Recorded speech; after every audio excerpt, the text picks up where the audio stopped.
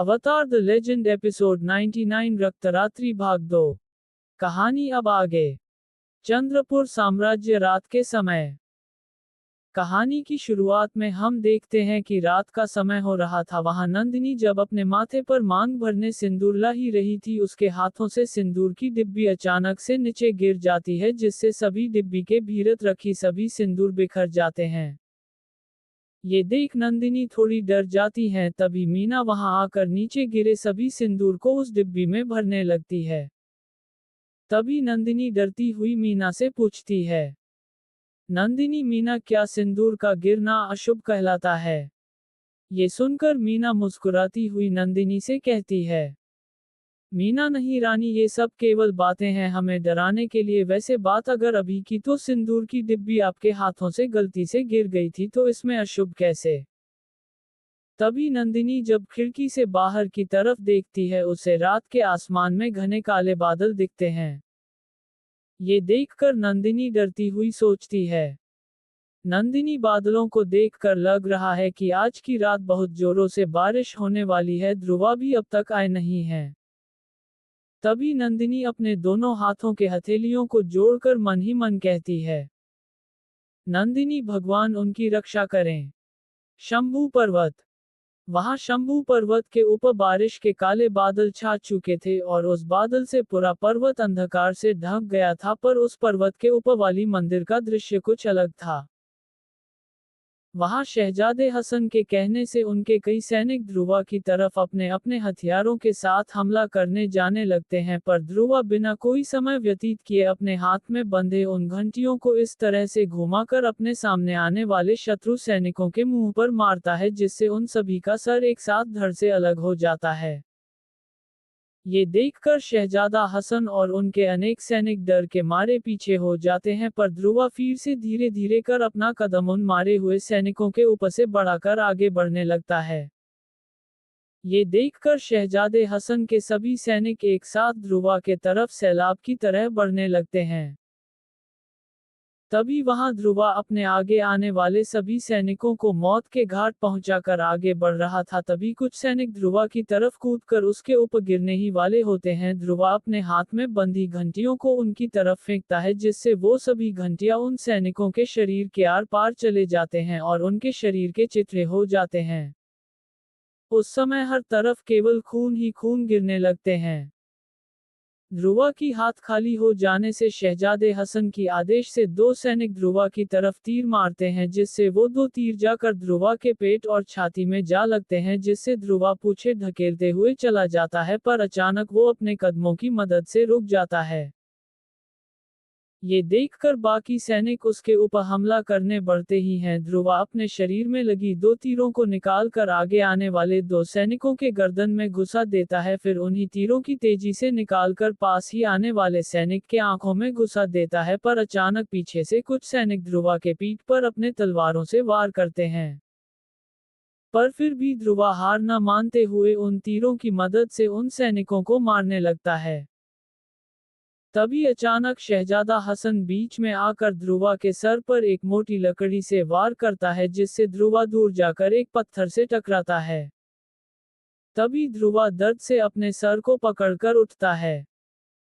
उसे आगे की दृश्य लगभग दिखाई नहीं दे रहे थे। तभी वो अपने कानों से खून को निकालकर खड़ा होकर आगे खड़े सैनिक को अपने पास बुलाता है। तभी वो सैनिक उत्तेजित होकर तेजी से ध्रुवा के आगे आकर उसे अपने तलवार से मारने ही वाला होता है। ध्रुवा अपने हाथ को मुट्ठी करके उस सैनिक के पेट पर एक ऐसा वार करता है, जिससे ध्रुवा का हाथ उस सैनिक के पेट के आर पार चला जाता है, जिससे उस सैनिक के पेट के सभी मांस नीचे गिर जाते हैं।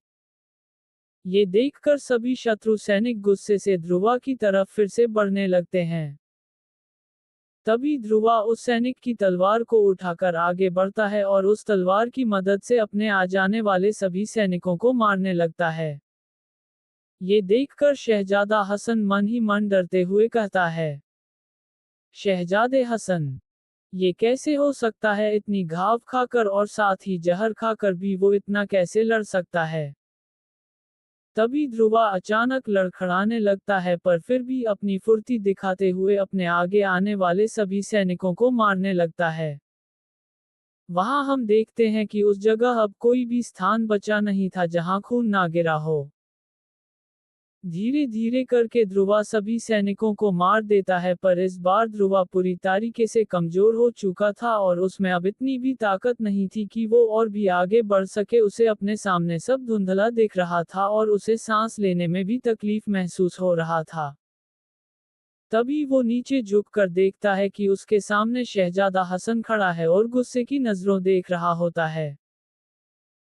तभी वो तेजी से आकर ध्रुवा के पकड़े हुए तलवार के ऊपर वार करता है, पर ध्रुवा उसके हर वार को रोककर पीछे चला जाता है। तभी उसी दौरान हसन ध्रुवा की शरीर के ऊपर वार कर रहा था, जिससे ध्रुवा को और भी ज्यादा घाव लगने लगते हैं और अचानक हसन ध्रुवा के पेट पर एक ऐसा लात मारता है जिससे ध्रुवा पीछे जाकर जमीन में मून के बल गिरता है। तभी बारिश जोरों से होने लगती है और वहां ध्रुवा इसके बाद धीरे धीरे उठता है। उसे उठता देख हसन चिल्लाकर कहता है, शहजादा हसन, आखिर तू किस मिट्टी का बना है? तू हार क्यों नहीं मान रहा है? क्या तुझे अभी भी लगता है कि तू अकेला सभी को बचा लेगा? ये जो सैनिकों को तूने आज मारा है, ये तो बस एक शुरुआत है। आगे तेरे राजा को खत्म करने मेरे अब्बू अपनी पूरी शैतान सेना को लाएंगे, तब क्या इसी तरह लड़ेगा? तभी ये सुनकर भी ध्रुवा फिर से अपने पकड़े हुए तलवार के जरिए खड़ा होने लगता है, जिसे देखकर शहजादा हसन मुस्कुराते हुए उसे कहता है, शहजादे हसन, ठीक है, मैं तुझे अभी ही इस दुनिया से आजाद कर दूंगा। ये कहकर जब हसन दौड़ते हुए ध्रुवा का सर काटने ही वाला होता, ध्रुवा नीचे झुककर पीछे से हसन के दोनों हाथ और पैर के ऊपर वार करता है, पर तभी हसन तेजी से ध्रुवा के पेट में अपनी तलवार घुसा देता है, जिसके बाद ध्रुवा पीछे हो जाता है। इसके बाद हसन मुस्कुराते हुए ध्रुवा से कहता है, शहजादा हसन, तो ये थी तुम्हारी चाल कि मेरे पीछे से मुझे कुछ घाव देकर मुझे मारने की? हा हा। ये कहकर जब हसन आगे बढ़ता है, वो महसूस करता है कि उसके पैर और हाथ काम नहीं कर रहे, यहाँ तक कि वो आगे ना बढ़ के अचानक घुटनों के बल नीचे गिर जाता है। वो आगे जाना चाहता है, पर उसके हाथ पैर काम नहीं कर रहे थे। तभी ध्रुवा अपने पेट से उस तलवार को निकाल कर आगे बढ़ता है और हसन के छाती पर उस तलवार का अग्रभाग को रखकर कहता है, ध्रुवा, मुझे पता है कि तुझे अब क्या महसूस हो रहा होगा। तू अपने दोनों हाथ और पैर नहीं चला पा रहा होगा, क्योंकि मैंने तेरे हाथ और पैर के उन नसों को काट दिया था जिसकी पकड़ दिमाग तक होती है, और यही मेरा चाल था। तभी हसन चिल्लाते हुए ध्रुवा से कहता है, शहजादे हसन, तुझे लग रहा होगा कि तू जीत गया, पर आगे जो होने वाला है तुझे उसकी कोई भी इल्म नहीं, तू और तेरा राज्य। तभी हसन और कुछ कह पाता, ध्रुवा उस तलवार को धीरे से हसन के छाती में घुसा देता और कहता है, ध्रुवा, चाहे वो कोई भी हो जो मेरे साम्राज्य को काल बन के आएगा, मैं उसका महाकाल बनकर इंतजार करूंगा। ये सुनकर तभी हसन के मुंह में से खून निकलने लगता है और वो वहीं मर जाता है। तभी वहां ध्रुवा इसके बाद उठकर वहां के एक पत्थर पर बैठ जाता है और मन ही मन कहता है, ध्रुवा, कुछ देर बाद मैं तुम्हारे पास पहुंचूंगा नंदिनी, बस थोड़ा सा इंतजार कर लो।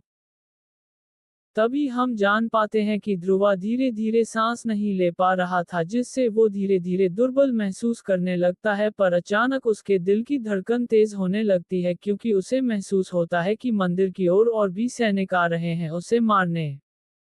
अवतार द लेजेंड एपिसोड 100 रक्तरात्रि आखिरी भाग। कहानी अब आगे। कुछ दिन पहले सुरंग राज्य।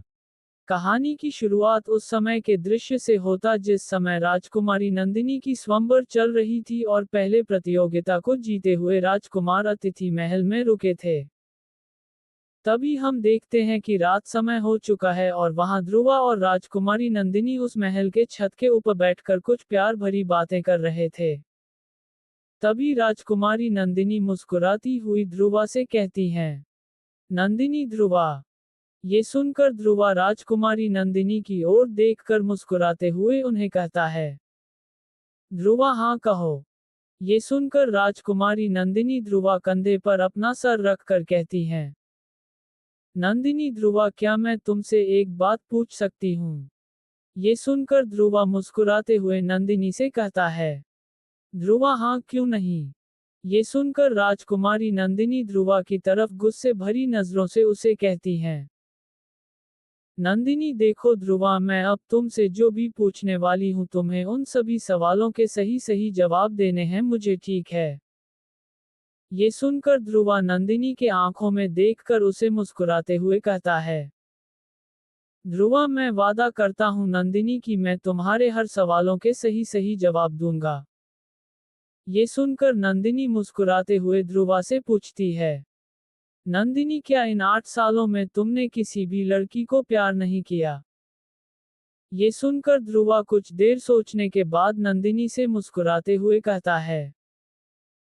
ध्रुवा, अब और क्या करें, अगर हम लड़के कोई खूबसूरत लड़की को देखते हैं तो हम जैसे भी हो उस लड़की को अपना बनाने में लग जाते हैं।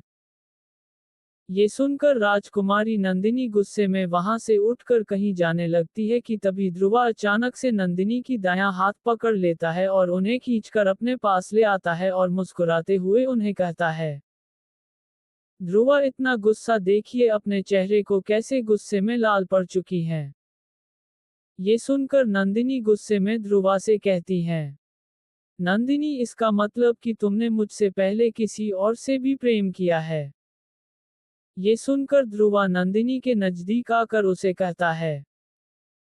ध्रुवा, सच कहूं असल में मैंने केवल उस राजकुमारी से प्यार किया है जिसे मैंने एक पर्व के दौरान कुछ डाकुओं से बचाया था। ये सुनकर राजकुमारी नंदिनी ध्रुवा के आंखों में आंखें डालकर कहती हैं। नंदिनी, क्या सच में तुम मुझसे ही प्रेम करते हो ध्रुवा? ये सुनकर ध्रुवा मुस्कुराते हुए राजकुमारी नंदिनी से कहता है। ध्रुवा, अगर इस दुनिया में मेरे माँ के बाद किसी इंसान को मैं प्रेम कर सकूं और अपना समझ सकूं तो वो केवल तुम हो नंदिनी, मेरा पहला और आखिरी प्यार। ये सुनकर राजकुमारी नंदिनी मुस्कुराती हुई ध्रुवा को जोर से गले लगाकर कहती हैं। नंदिनी, ध्रुवा, मैं तुमसे प्यार करती हूँ। ये सुनकर ध्रुवा भी मुस्कुराते हुए नंदिनी से कहता है। ध्रुवा, मैं भी नंदिनी, इस जन्म और आने वाले 100 जन्म में भी। वर्तमान समय। शंभू पर्वत रात के समय। वहां वर्तमान समय में हम देखते हैं कि ध्रुवा पूरी तरह से खून से लथपथ एक पत्थर पर बैठकर धीरे धीरे सांस ले रहा था, पर तभी वो देखता है कि तक्षराज अपने साथ कुछ लड़ाकू सैनिकों को लाकर उसके सामने खड़ा था। उसके चेहरे पर से मानो हंसी ही उड़ गई हो, आसपास सैकड़ों लाशों को देखकर उसके शरीर के रोंगटे खड़े हो जाते हैं। तभी तक्षराज के लड़ाकू सैनिक ध्रुवा की तरफ बढ़ते हैं, जिसे देखकर ध्रुवा हसन के छाती से तलवार निकालकर धीरे धीरे आगे बढ़ता है। वो इस बार भी बिना रुके उन सभी लड़ाकू सैनिकों को मारते हुए तक्ष की तरफ बढ़ता है। तभी तक्ष मन ही मन गुस्से में कहता है। तक्षराज, ये तुमने क्या किया? ध्रुवा, आखिर तुमने ये किया कैसे? जीतना मैं तुम्हें जानता हूँ, तुमने कभी भी युद्ध नहीं लड़ा, लेकिन जिस तरह तुमने इन सभी को मौत के घाट पहुंचाया है उससे पता चलता है कि तुम कोई मामूली इंसान नहीं हो। मैंने तुम्हें जहर दिया था, फिर भी तुमने इतने ताकतवर लोगों को मार दिया। तभी वहां अचानक ध्रुवा तक्ष के नजदीक पहुंच जाता है और तक्ष के सर को काटने ही वाला होता है। तक्ष अचानक अपनी तलवार से ध्रुवा के तलवार के बार को रोक देता है और ध्रुवा के गले को पकड़कर उसे एक ही हाथ में उठा देता है और ध्रुवा को एक पत्थर की तरफ फेंक देता है, जिससे ध्रुवा सीधे जाकर एक पत्थर से टकराता है, जिससे वो पत्थर टूट जाता है और साथ ही ध्रुवा का भी कमर टूट जाता है। इसके बाद तक्ष गुस्से में ध्रुवा से चिल्लाते हुए कहते हुए आता है। तक्षराज, ये तुमने क्या किया? ध्रुवा, तुमने मेरे सपनों को तोड़कर रख दिया, मेरे किए कराए के ऊपर पानी फेर दिया। ये कह वो ध्रुवा के ऊपर अपने तलवार से वार करने लगता है, जिसके बाद ध्रुवा और तक्ष के भीतर जोरों से लड़ाई होने लगती है। वहां ध्रुवा धीरे धीरे कमजोर होने लगता है, जिसका फायदा उठाकर तक्ष ध्रुवा के तलवार के ऊपर एक ऐसा वार करता है जिससे ध्रुवा की तलवार टूट जाती है और अचानक से तक्ष उसी दौरान ध्रुवा के पेट में एक ऐसा लात मारता है जिससे ध्रुवा पहाड़ी पर से नीचे खाई में गिरने लगता है। वो ऊपर की तरफ देखता है जहां तक्ष उसे चिल्लाते हुए कहता है। तक्षराज, हो सके तो अगले जन्म में मिलेंगे ध्रुवा, पर तब तक।